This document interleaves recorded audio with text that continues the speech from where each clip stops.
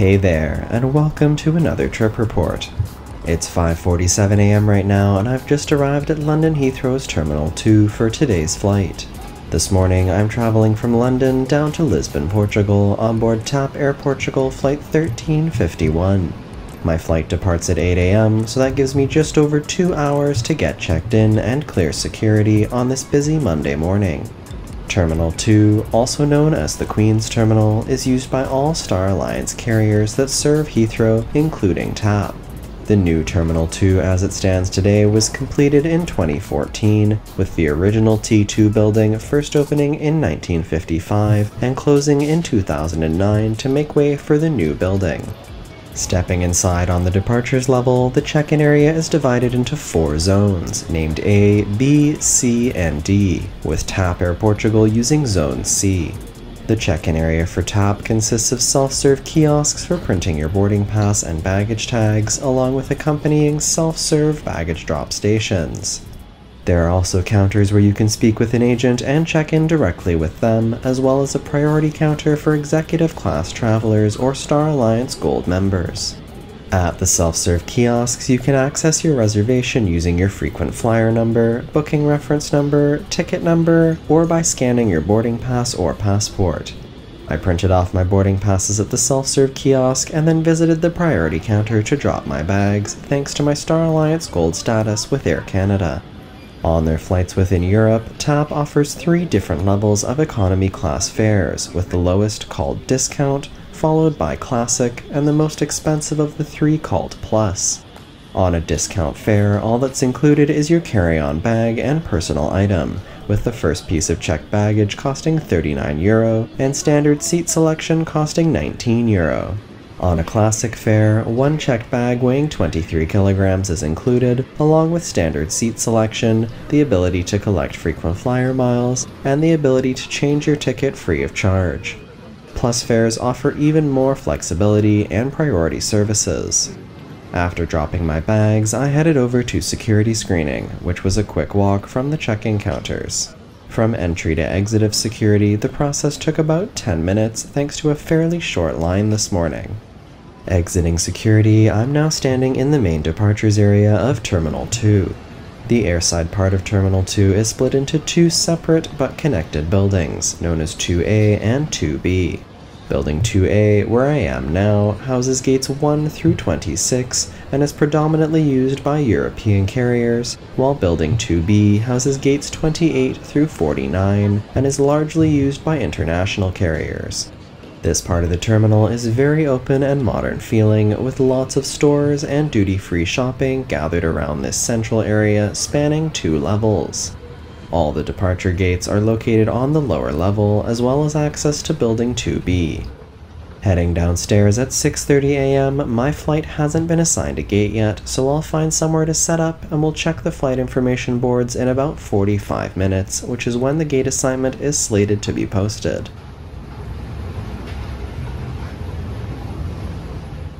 About 30 minutes later, just before 7 a.m., my flight was assigned Gate A23 for departure, so I'm making my way there now.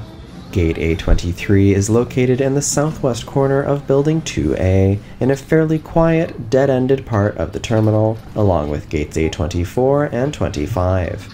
The gate area consists of rows of basic bench seating, with a couple charging stations scattered around the area.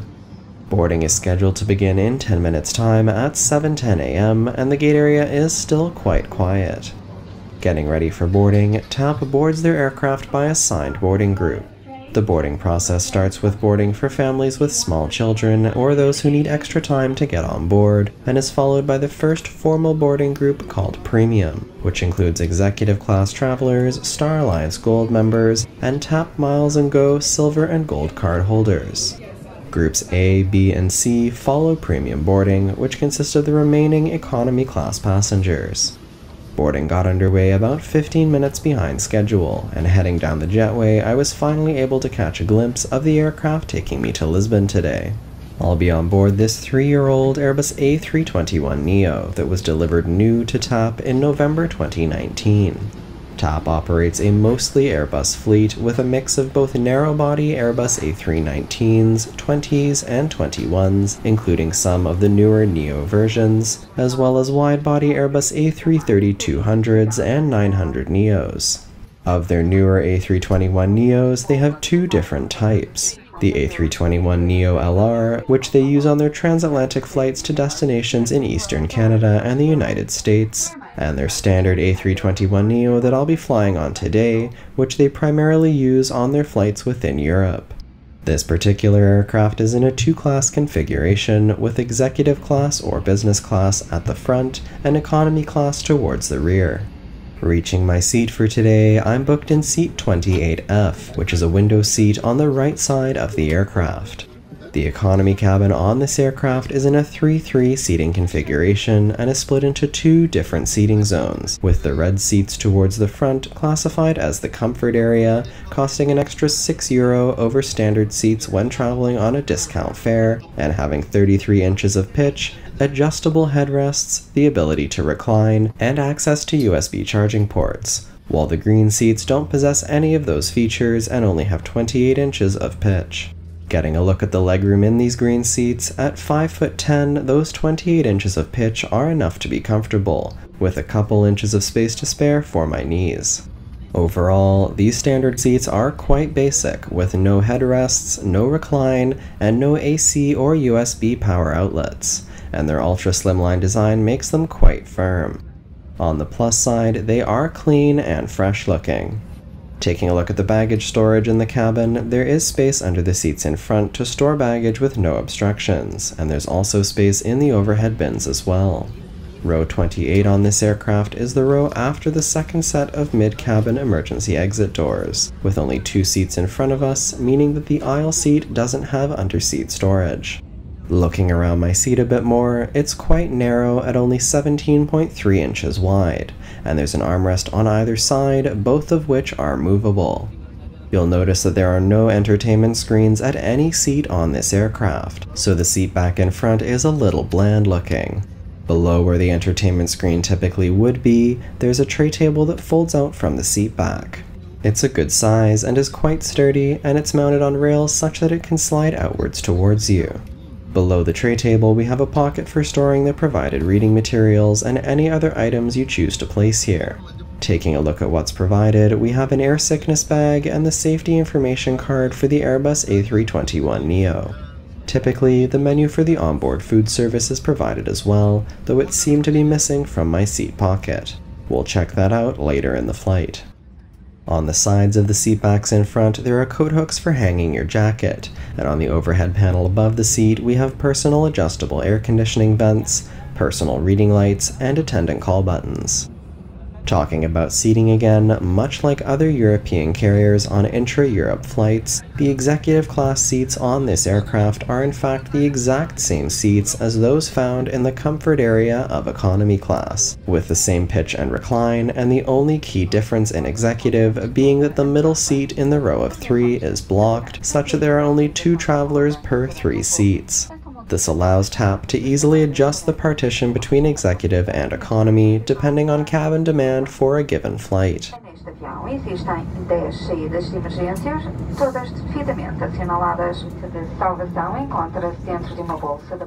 It's 8:08 AM right now, and we're just beginning our pushback from the gate, 8 minutes behind schedule.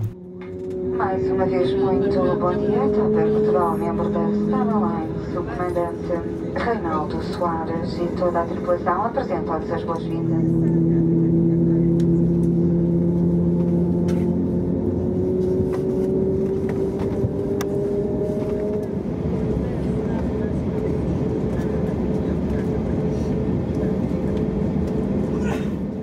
With the engines up and running, we're now making our way over to runway 27 left for takeoff on this very wet and rainy October morning.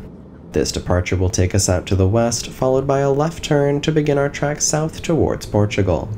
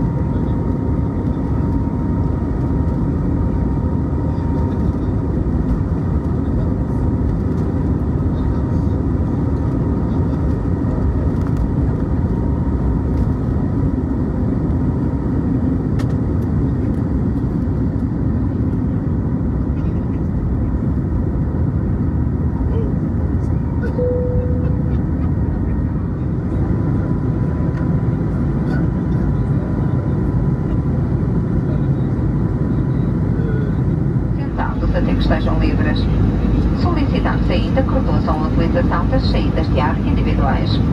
Este voo terá à vossa disposição serviço de produtos alimentares para venda.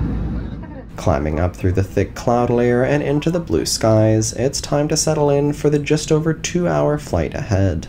Much like its predecessor, the A321neo has relatively small, porthole-style windows. Although small, you still get some good views, and for when it's too bright outside, there's a pull-down window shade for blocking out light. Opening up my laptop to get some work done, I have just enough space to use a 15-inch laptop in these seats. It's also nice knowing that the seats in front can't suddenly recline and crush my laptop screen. There's no Wi-Fi available on board this aircraft, but TAP does offer Wi-Fi on their longer-range aircraft that are used on their flights outside of Europe. To one of the Channel Islands, we are flying towards the French city of London. Across Biscay Bay, we pass over Oviedo, Portugal, we pass over Viseu, then we shall start approaching back to the airport in Lisbon, where I shall be landing. A nice update from the cockpit on our routing for today, as well as our estimated arrival time and destination weather.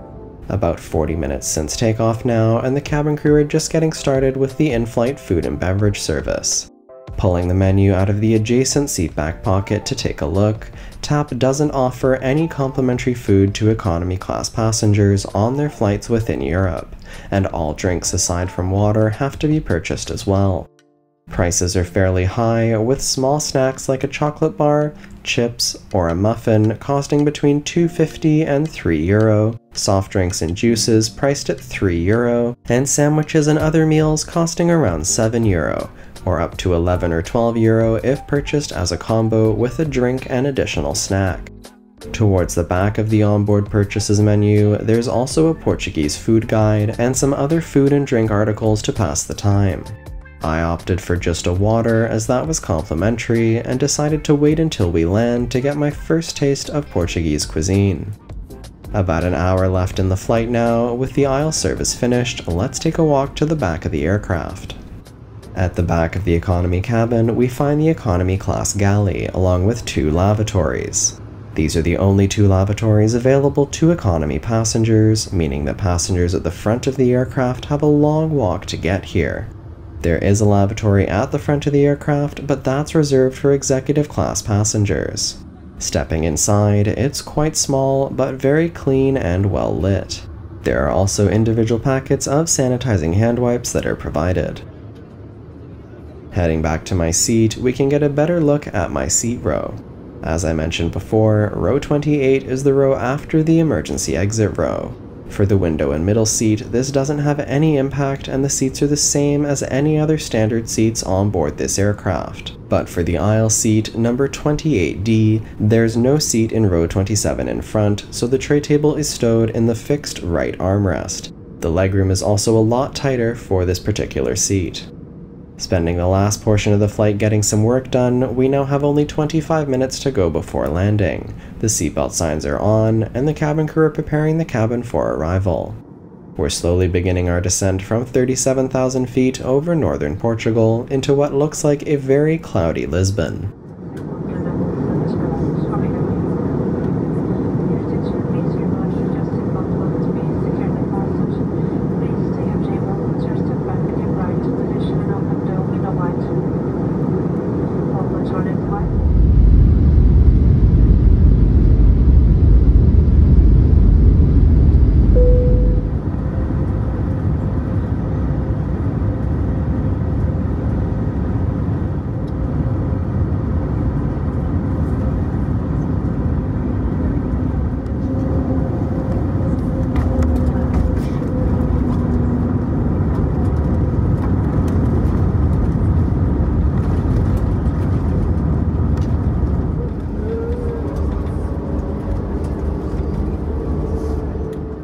After touchdown at Lisbon's Humberto Delgado International Airport at 10:35 a.m., we're now taxiing over to our parking stand on the airport's Terminal 1. We'll be parking on a remote stand today and will be bussed to the terminal from there. Pulling onto the stand only 2 minutes after landing, it was another 10 minutes before my row was finally able to disembark, since I was seated fairly far back in the cabin. One of the beauties about parking on a remote stand is that you get some great views of the aircraft as you disembark.